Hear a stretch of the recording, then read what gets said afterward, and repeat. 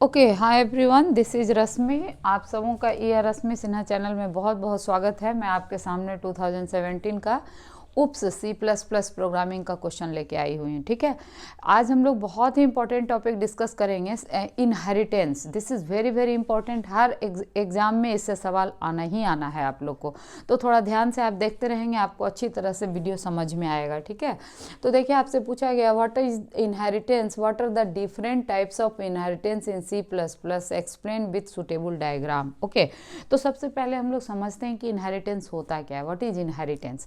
तो आपने कई दफ़ा नाम इसका सुना होगा। इनहेरिटेंस का मतलब, इसका यूज है आपके, ये फीचर है आपके C++ प्रोग्रामिंग का, जिसमें आप क्या करते हैं, कोड को रीयूज करते हैं। मतलब अगर आपने कोई एक ऑब्जेक्ट डिफाइन कर लिया, एक ऑब्जेक्ट को डिक्लेयर कर लिया है, तो उसमें किसी भी क्लास ऑब्जेक्ट को डिफाइन करने के लिए आप क्या बनाते हैं, तो आप कहोगे मैम क्लास बनाते हैं। क्लास में क्या होता है, डेटा मेंबर और मेंबर फंक्शन होते हैं, है कि नहीं।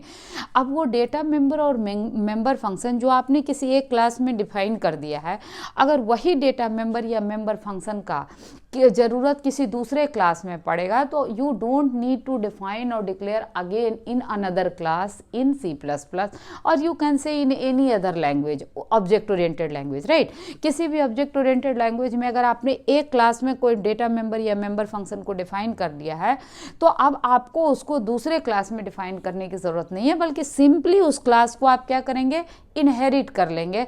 तो यही इसका बेनिफिट है। तो कोड की रीयूजेबिलिटी किया ना आपने, एक बार कोड को लिखा और उस कोड को जहाँ जहाँ आपको ज़रूरत है उस क्लास में उसको क्या करते जाएंगे, इनहेरिट करते जाएंगे। यही पर्पस है आपके ऑब्जेक्ट ओरिएंटेड प्रोग्रामिंग में इनहेरिटेंस का, चाहे वो जावा हो या C++ हो, मतलब यही है, यूज यही है। ठीक है, अब रही बात इसके टाइप्स की, तो देखिए ये कई एक तरह का होता है, जिसमें एक जो खास टाइप है आपका, वो है आपका सिंगल इनहेरिटेंस। ठीक है, अब नाम से ही आपको क्या पता पड़ता है कि सिंगल इनहेरिटेंस में क्या होगा कि there will be one base class, another one is derived class. Okay, अब बेस क्लास का और डेराइव्ड क्लास किसको कहते हैं, जिस क्लास को आप इनहेरिट करेंगे वो बेस क्लास होगा, जिसमें इनहेरिट करेंगे वो डेराइव्ड क्लास होगा।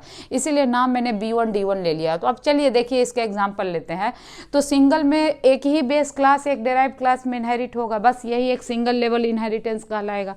अब जैसे यहाँ पर देखिए, पब्लिक मेंबर आपने इंटीजर n लिया, प्रोटेक्टेड n लिया और प्राइवेट x लिया, किस क्लास में, B1 क्लास में। अब आप क्या कर रहे हैं कि इन तीनों डेटा मेंबर को एक क्लास में डिक्लेयर करने के बाद क्लास D1 में B को इनहेरिट किए। किस B क्या है, आपका क्लास है, तो इस B क्लास को आपने D1 में इनहेरिट किया, और आप कह रहे हैं कि जो इनहेरिटेंस मोड है दैट इज पब्लिक। इसका मतलब क्या हुआ, तो ये थंब रूल है। क्या रूल है, कभी भी प्राइवेट डेटा मेंबर जो होता है ये आपको इनहेरिट नहीं होगा, किसी भी हाल में आपका इनहेरिट नहीं होगा। ठीक है, और जो पब्लिक डेटा मेंबर होता है, अगर पब्लिकली आप इनहेरिट कर रहे हैं तो वो D1 में आके क्या बन जाएगा, पब्लिक। यानी जो D1 क्लास का ऑब्जेक्ट है that can access this data member M। Clear. उसी प्रकार से आपका जो N है, देखिए ध्यान दीजिए, प्रोटेक्टेड। तो प्रोटेक्टेड जो है ये एक्चुअली, जैसे आप प्राइवेट को नहीं इनहेरिट कर सकते हैं ना, तो अगर आप चाहते हैं कि किसी भी क्लास का डेटा मेंबर उस क्लास के लिए प्राइवेट ही रहे लेकिन उसको हम इनहेरिट कर सकें, तो उस परिस्थिति में वैसे डेटा मेंबर को अपन क्या बना लेते हैं, प्रोटेक्टेड। तो याद क्या रहा, नंबर 1 पॉइंट कि ये इस क्लास के लिए n प्राइवेट ही रहेगा, लेकिन you can inherit into another class. तो अब आप इसको इनहेरिट करेंगे, तो जो पब्लिक मोड में अगर इनहेरिट कर रहे हैं तो जो प्रोटेक्टेड डेटा है आपका वो इसमें आकर के D1 में क्या बन जाएगा, प्रोटेक्टेड ही बन जाएगा। फाइन। और x जो है वो तो एक्सेसिबल होगा नहीं, क्योंकि प्राइवेट तो किसी भी टाइप का इनहेरिटेंस रहे, थंब रूल है, याद रखेंगे आप, वो इनहेरिट नहीं हो सकता। तो नाउ इट इज क्लियर कि हाउ सिंगल इनहेरिटेंस वर्क। अब उसी तरीके से दूसरा टाइप है आपका मल्टीपल इनहेरिटेंस का। नाम से ही क्या पड़ता है कि इसमें लेवल, मल्टी लेवल इनहेरिटेंस है। तो कई एक लेवल हो सकते हैं, जैसे B1 D1 में डेराइव्ड हो रहा है, D1 D2 में डेराइव्ड हो रहा है, आप चाहें तो D2 को D3 में डेराइव करें, D3 को D4 में, इसमें लेवल का कोई बाइंडिंग नहीं। क्लियर। तो एग्जाम्पल लेके समझते हैं इसको भी। जैसे देखिए यहाँ पर एक पब्लिक डेटा मेंबर आपने बना लिया है M, और यहाँ B1 है, तो B1 आप कंस्ट्रक्टर बनाए हैं क्योंकि क्लास एक ही है, तो कोई दिक्कत नहीं है। कंस्ट्रक्टर का काम हमेशा डेटा मेंबर को इनिशियलाइज करना होता है, सो आपने इनिशियलाइज कर लिया 10। अब एक डिस्प्ले फंक्शन M लिखा है मैंने जानबूझ के कि M को डिस्प्ले करना है, तो what ever the value of M will be displayed by this function. Okay, simple output है। उसी प्रकार ये आपका फंक्शन यहाँ क्लोज हो गया और क्लास का डेफिनेशन यहाँ क्लोज हो गया। अब क्या करेंगे, एक D1 क्लास बनाएंगे, उसमें B1 को इनहेरिट करेंगे। तो B1 का ये इंटीजर M भी क्या है, पब्लिक है, B1 भी पब्लिक है, डिस्प्ले भी पब्लिक है, तो सब इनहेरिट हो जाएगा D1 के, D1 क्लास उसको एक्सेस कर सकता है ना। अब D1 में भी आप एक n डेटा मेंबर बनाए हैं, बना सकते हैं, आपको जितनी ज़रूरत है उतनी डेटा मेंबर बनाइए, ये पब्लिक है। ये D1 भी आपका कंस्ट्रक्टर है, n को इनिशियलाइज किया है 20 से, है ना, और डिस्प्ले n जो है ये क्या करेगा, n के वैल्यू को प्रिंट कर देगा, सिंपल। और ये जब डिस्प्ले क्लोज होगा तो यहाँ पर आपने क्लास को भी क्लोज कर लिया है। इंपॉर्टेंट क्या है, D2 क्लास। D2 में फिर आपने D1 को इनहेरिट किया, सिमिलर केस है ना। अब इसमें D2 में क्या है, X डेटा मेंबर है, और D2 भी एक कंस्ट्रक्टर है जिसमें 30 इनिशियलाइज किया और X को प्रिंट किया है। अब ध्यान से आपको देखना है, समझना है कि हम क्या किया है, यहाँ पर एक D2 जो है ये D नाम का एक ऑब्जेक्ट बनाया, ठीक है।